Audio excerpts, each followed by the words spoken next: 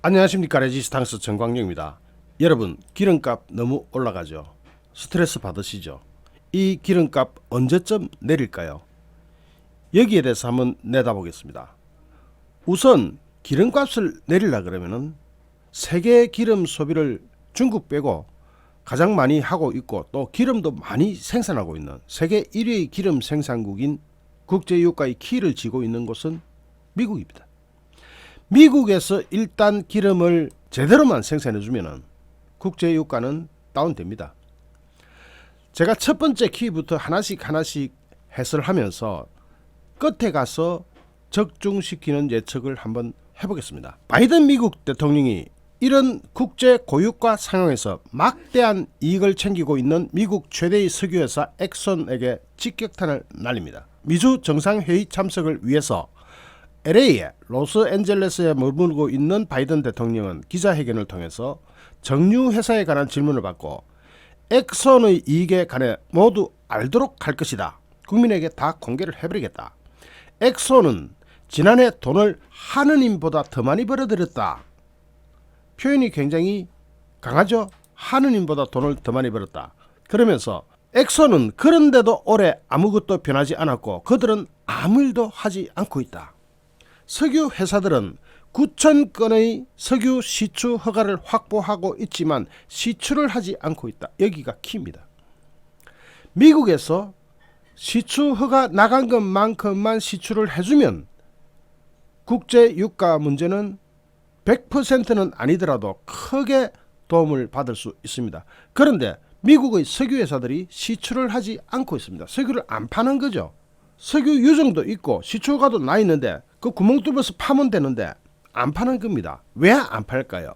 그 이유에 대해서 바이든은 이렇게 해설합니다. 더 많은 돈을 벌어들일 수 있기 때문이다. 가격이 오르는 게 첫 번째 이유다. 이게 뭐냐? 그들은 세금을 내야 하는 자신들의 제품을 되산다. 되사고 새로운 투자는 하지 않는다고 거세게 비판합니다. 뭐냐? 기름값이 내리면은 그대로 내리는 대로 두는 게 아니라 이 기름 회사들이 그 기름을 다시 사버리는 겁니다. 그럼 기름값 다시 올라가겠죠? 모자라니까 수요보다 공급이 딸리게 만들어버리는 겁니다. 이건 대표적인 불공정 행위에 들어갈 수 있는데 바이든이 이걸 이제서야 이야기를 합니다. 하면서 엑손을 대표적으로 콕 찍어서 말합니다. 엑손 니부터 시추허가 받은 거 기름 파내라. 그러면 국제 유가는 떨어질 수밖에 없다. 미국에는요 100년 동안 쓸 에너지가 땅속에 묻혀 있습니다. 파기만 하면 됩니다. 그 파는 기술도 엄청나게 발전해가지고 셰일 석유, 셰일 가스 이 부분은 미국이 세계 최고입니다. 하면 되는데 안 하는 거예요. 왜냐하면 시추금을 파가지고 성공 실패 확률도 있지만은 초기 원가가 많이 들어갑니다. 그러니까 그런 돈 쓰느니 시중에 기름값이 떨어질만 하면은 기름을 사버리는 겁니다. 그리고 가격이 올라가면은 공짜로 가만 앉아서 막대한 돈을 챙기기만 하면 됩니다. 그게 지금 미국 정유회사가 하고 있는 일입니다. 그것을 바이든이 폭로를 하고 나서는 거죠.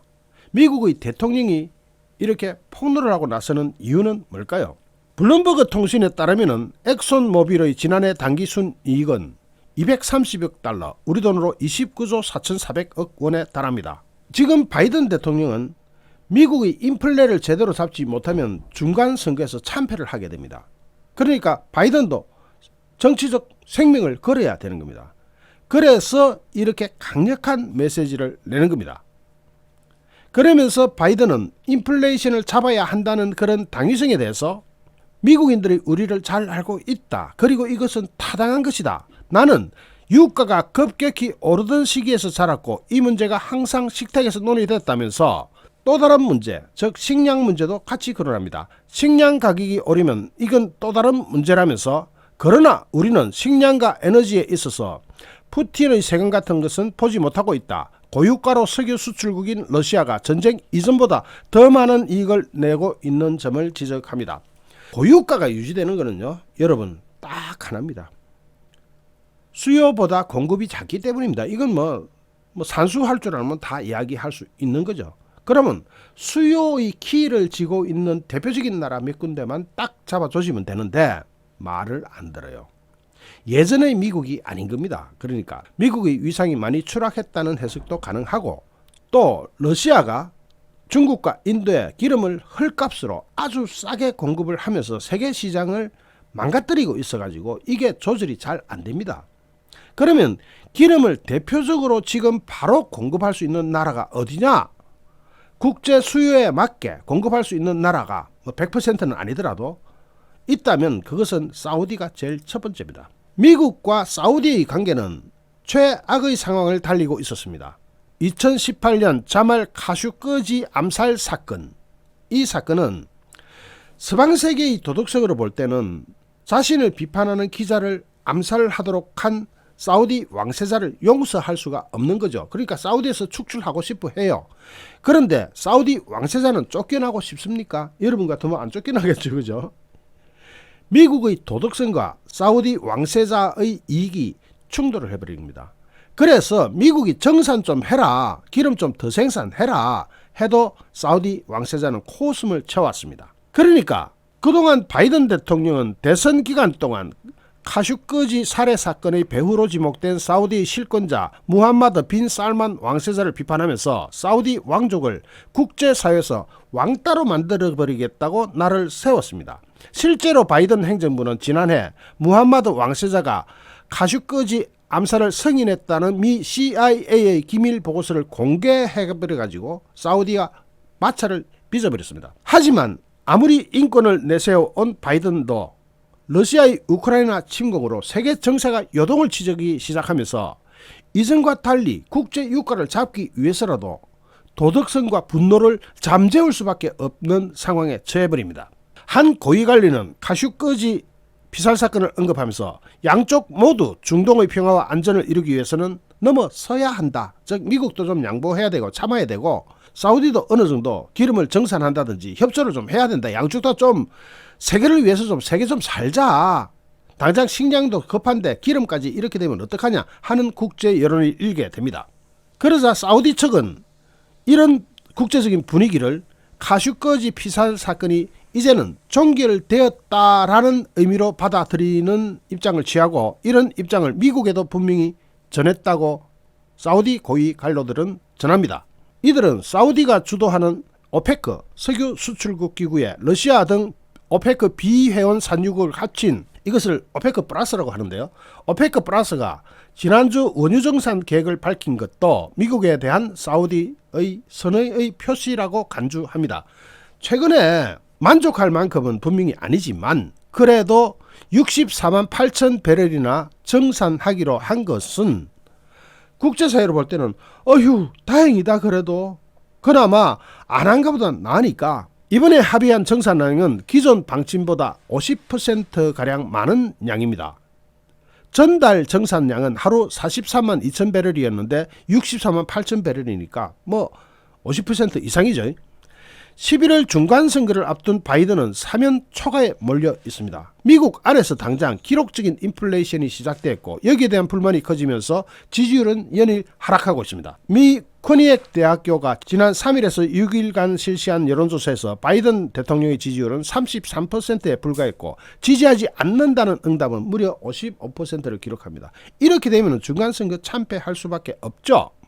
특히 민주당은 전통적인 지지층으로 꼽혀온 18세에서 34세 등 젊은 유권자들의 지지율이 22%로 폭삭 주저앉으면서 바이든은 발등에 불이 떨어집니다. 그러면 당장 국제유가라도 잡아야 되는데 국제유가는 고공행진을 지속하면서 인플레이션을 잡을 수 있는 수단은 마땅치 않게 됐습니다. 아까 이야기했던 미국 내 문제, 즉 미국의 시추가 잔뜩 해줬는데 시추 안 하는 문제를 잡는 거, 또 하나는 사우디를 잡아서 정산을 더 하도록 하는 방법, 이 두 개가 그래도 꼽힐 수가 있는데 당장 그렇게 하자면은 바이든이 도덕성에 대한 이야기를 접고 사우디 왕세자를 달래야 됩니다.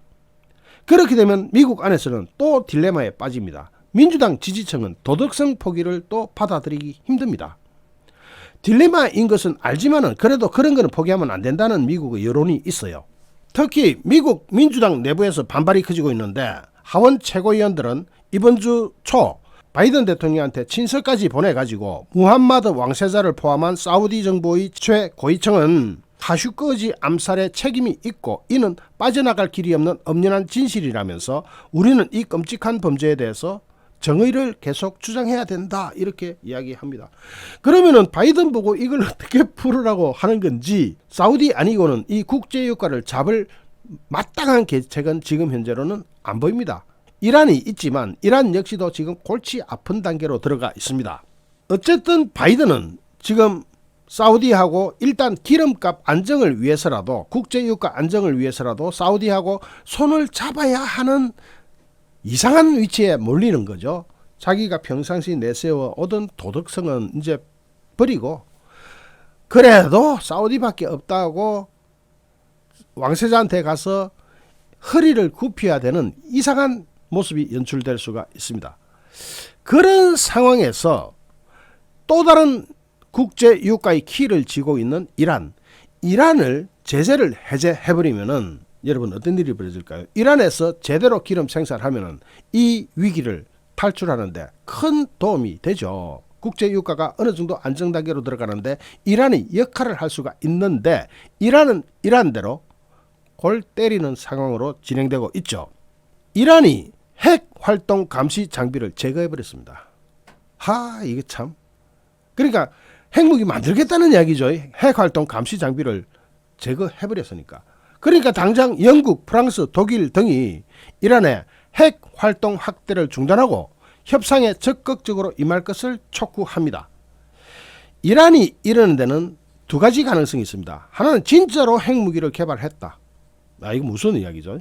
그럼 중동 정세가 또 한번 요동치게 되고, 하나는 핵무기 개발을 하드로 내밀면서 미국 보고 지금까지 미국이 취한 모든 제재를 한꺼번에 완샷에 다 풀어버려라 하는 요구 조건일 수가 있는데, 문제는 이게 전자에 가까운 상황이 벌어지고 있어서 국제사회를 위협하고 있는 거죠.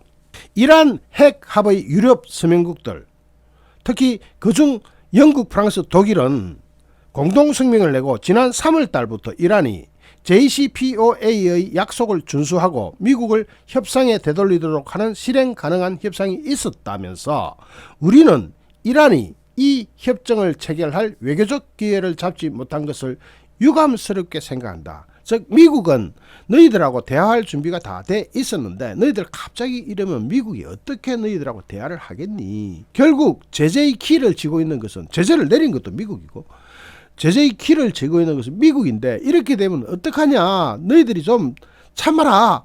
핵 개발하고 싶어도 지금은 하지 말고 좀 참아라.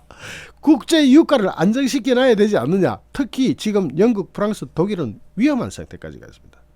러시아하고 석유는 적어도 올해 말까지 안 사겠다 하는 결의가 돼 있고, 가스도 내년까지는 어떻게 한다고 하는데, 그러자면은 중동밖에 해결책은 없는데 미국이 당장 유정을 다 파버리거나 개발을 해버리거나, 안 그러면 중동밖에 없는데 당장 이란이 이렇게 나가버리면은 중동 지역의 정세도 불안해지고 또 하나는 기름값을 해결할 길도 멀어지고, 그러니까 당장 영국, 프랑스, 독일은 숨이 가빠집니다.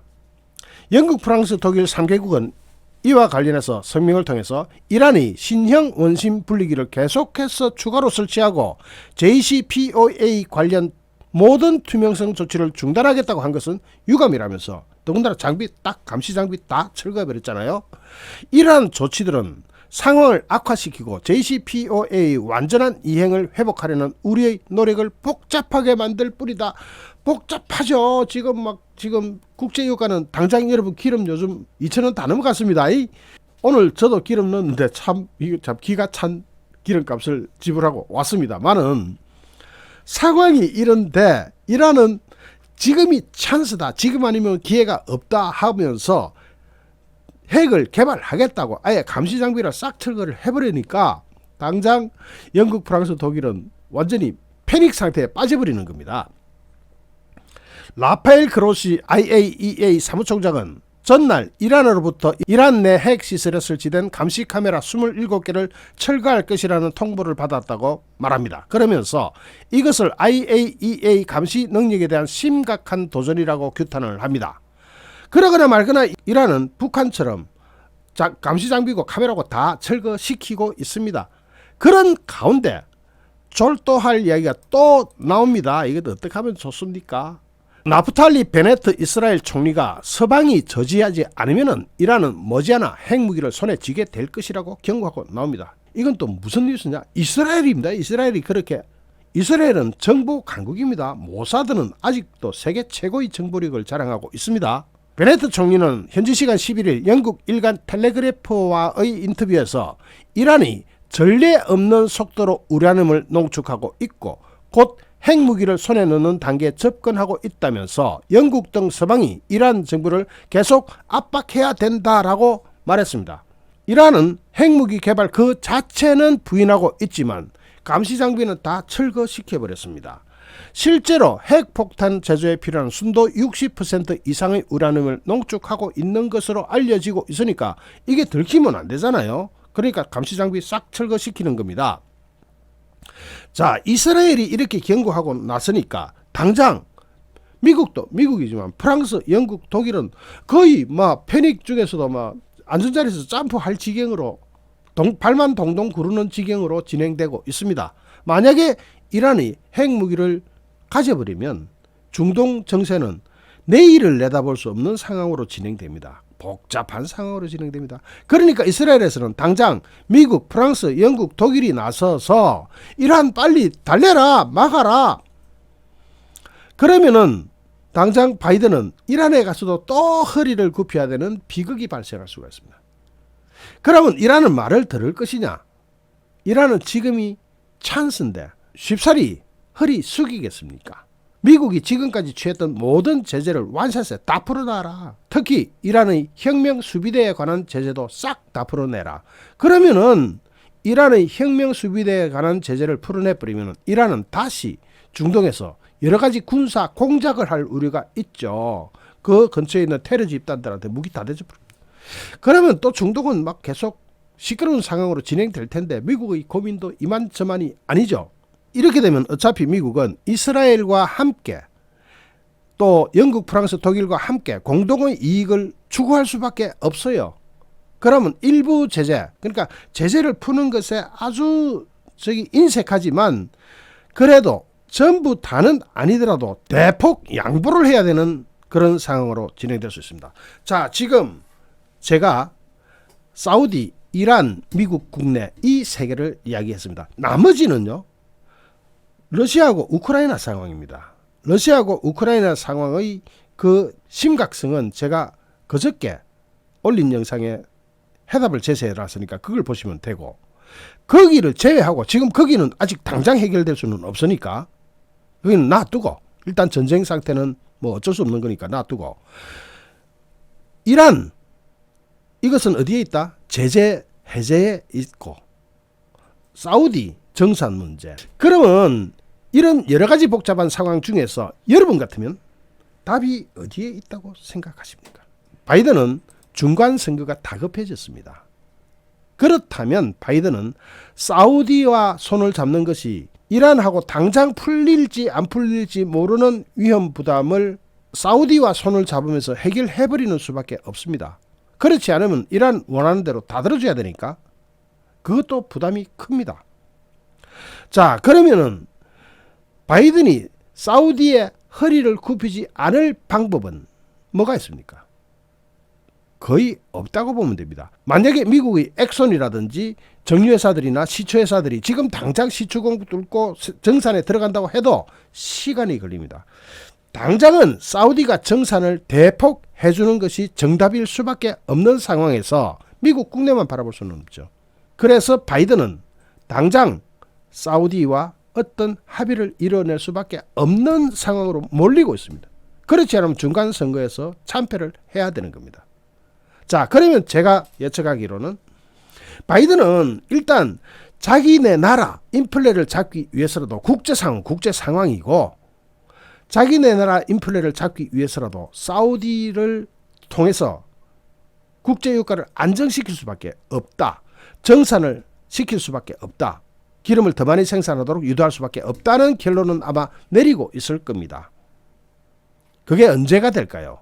그 기간은 조금 더 걸리겠지만, 그리고 최종적으로 완벽한 해답은 어디에 있느냐면은 여러분도 다 동의하시겠지만 미국에 있습니다. 미국에서 그 많은 셰일 공들, 공이라는 게 파는 겁니다. 유정들, 이 유정들 허가가 나갔습니다. 허가가 나갔으면 시추공을 뚫어야죠. 그런데 아까 제가 최초에 말씀드렸다시피 이 시추공을 뚫는 게 원가가 들어가니까 정유회사나 기름회사들이 시추공을 안 뚫고 방치하고 있습니다. 왜냐? 기름값 올라가는 게 훨씬 더 이익이다. 새로 원가 들이고 그 귀찮은 일 할 필요 없다. 기름값만 올라가면 떼부자가 돼버린다. 꼭 미국의 정유회사가 러시아에 푸틴 같은 생각을 하고 있는 겁니다. 그러니까 바이든이 당장 이 사람들 지금 특히 엑손 하느님보다 돈을 더 벌었다 이렇게 나가는 거예요. 그러면은 바이든이 제일 상대하기 쉬운 것, 그쪽에 방점을 찍자면은 미국 국내입니다. 다른 나라 국외 이란이니 사우디니 기타 다른 나라 이런 데보다도 더 쉬운 곳은 역시 미국 국내입니다. 그 시추공을 허가내 준 거 다 파도록 하면 미국 국내 유가가 떨어지고 세계 유가는 잡힙니다. 이 시기는 빨라도 6개월이 걸립니다.